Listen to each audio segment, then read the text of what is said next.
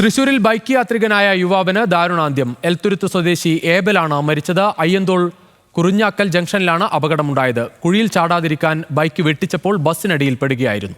തൃശൂരിൽ നിന്ന് Levin K Vijayan ചേരുകയാണ്. ലെവിൻ, വളരെ ദാരുണമായ ഒരു മരണം ഒരു യുവാവിന് ഉണ്ടായിരിക്കുന്നു. പ്രത്യേകിച്ച് കുഴി സംബന്ധിച്ച് വലിയ പ്രതിഷേധമൊക്കെ തൃശൂരിൽ നടക്കുന്ന ഒരു സാഹചര്യത്തിലാണ് വീണ്ടും ഒരാൾക്ക് കൂടി ജീവൻ നഷ്ടമാകുന്നത്. രുചി ക്ഷേത്രത്തിൽ തന്നെയാണ് കഴിഞ്ഞ ഒരു മാസത്തിനിടയിൽ രണ്ടാമത്തെ മരണമാണ് തൃശൂർ നഗരത്തിൽ തന്നെ സംഭവിക്കുന്നത് എന്നുള്ളതാണ് എടുത്തു പറയേണ്ടതായിട്ടുള്ള കാര്യം. 9:30 ഇന്ന് തൃശൂർ അയ്യന്തോൾ കർഷക നഗറിൽ ഇത്തരത്തിലൊരു ദാരുണമായ അന്ത്യം ഒരു യുവാവിന് സംഭവിക്കുന്നത്. തൃശൂരിലേക്ക് ജോലി ആവശ്യത്തിനായി എൽത്തുരുത്തിലെ വീട്ടിൽ നിന്നും എത്തിയ ഏബൽ എന്ന 24 വയസ്സുകാരനാണ് റോഡിലെ കുഴിയിൽ നിന്നും ബൈക്ക് വെട്ടിച്ചു മാറ്റാൻ ശ്രമിക്കുന്നതിനിടെ ബസിന്റെ അടിയിൽപ്പെട്ട് ദാരുണമായി മരിക്കുന്നത്.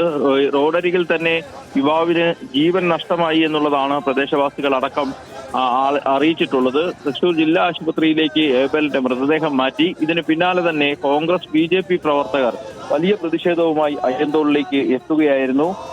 ആഴ്ചകൾക്ക് മുൻപ് തൃശൂർ നഗരത്തിലും സമാനമായ രീതിയിൽ ഒരു യുവാവ് കൊല്ലപ്പെട്ടിരുന്നു. അന്ന് ക്ഷേത്ര ദർശനത്തിനായി എത്തിയ ബ്രഹ്മദത്തൻ എന്ന യുവാവാണ് ഇത്തരത്തിൽ വാഹനത്തിനടിയിൽപ്പെട്ട് മരണപ്പെടുന്നത്.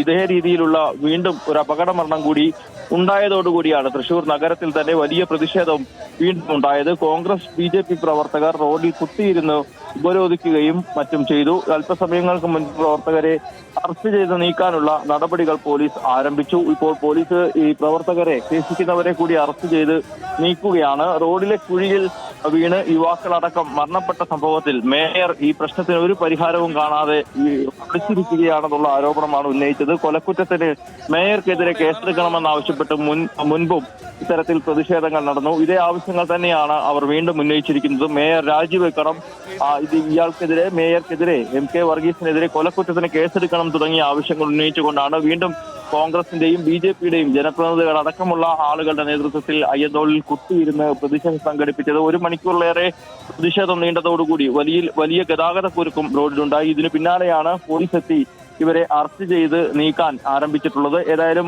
ഒരു മാസത്തിനിടയിൽ 2 യുവാക്കളുടെ മരണത്തിന് കൂടി റോഡിലെ കുഴികൾ കാരണമായിട്ടും ഇത് പരിഹരിക്കുന്നതിന് വേണ്ട യാതൊരു നടപടിയും ഉണ്ടാകുന്നില്ല എന്ന് തന്നെയാണ് യാഥാർത്ഥ്യം. ദേശീയപാതയും സംസ്ഥാന പാതകളും ഒക്കെ വലിയ ഗതാഗത കുരുക്കും റോഡ് കാലവർഷക്കെടുതിയിൽ താറുമാറായതുമൊക്കെ. ലെവിൻ, കുഴിയിൽ വീണ ഏബൽ മരിച്ചതിന് പിന്നാലെ വലിയ പ്രതിഷേധത്തിലേക്ക് തൃശൂരിൽ പ്രതിപക്ഷം കടക്കുകയാണ്. കാരണം ഒരു മാസത്തിനിടെ രണ്ടാമത്തെ ആളുടെ മരണമാണ് തൃശൂർ നഗരപ്രദേശത്തിൽ സമാനമായി സംഭവിക്കുന്നത്.